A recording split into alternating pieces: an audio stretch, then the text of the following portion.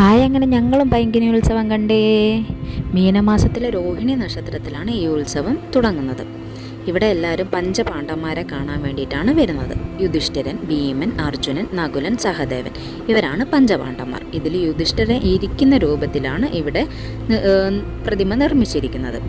April 2-ാം തീയതി മുതൽ 11-ാം തീയതി വരെയാണ് ഉത്സവം നടക്കുന്നത്. ഇവരുടെ ഉയരം എന്ന് പറയുന്നത് 6 അടി മുതൽ 30 അടി വരെയാണ്. ഈ പ്രതിമ ഇവിടെ ഉണ്ടാകാൻ കാരണം പണ്ട് തിരുവിതാംകൂറിൽ കൊടിയ വരൾച്ച ഉണ്ടായി. ആ സമയത്ത് ദേവപ്രശ്നം വെച്ച് നോക്കിയപ്പോൾ ഇന്ദ്രദേവനെ പ്രീതിപ്പെടുത്താൻ വേണ്ടി ദേവപ്രശ്നത്തിൽ കണ്ടു. അങ്ങനെ ഇവർ ഈ പഞ്ചപാണ്ഡവന്മാരുടെ പ്രതിമയുണ്ടാക്കി കിഴക്കേ നടയിൽ പത്മനാഭസ്വാമിക്ക് അഭിമുഖമായിട്ട് അവർ വെച്ചു.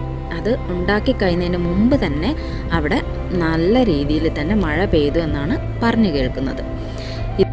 തമിഴ് വാസ്തുകലാ രീതിയിലാണ് പഞ്ചപാണ്ഡവന്മാരെ നിർമ്മിച്ചിരിക്കുന്നത്. പൂർണ്ണമായും തടിയിലാണ് ഇവരെ നിർമ്മിച്ചിരിക്കുന്നത്. കാണാൻ നല്ല രസമുണ്ട് കേട്ടോ.